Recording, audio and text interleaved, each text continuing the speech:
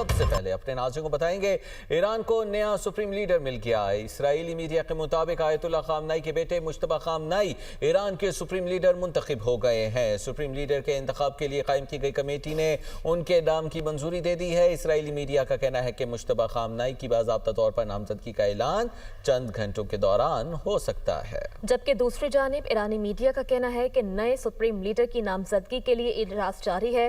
पासदारान इनकलाब ने कहा कि नए सुप्रीम लीडर के इंतखाब में तकरीबन एक हफ्ते का वक्त लग सकता है। ईरानी सरकारी मीडिया के मुताबिक नए सुप्रीम लीडर का बाज़ाब्ता ऐलान आयतुल्लाह खामनाई की तदफीन के बाद किया जाएगा।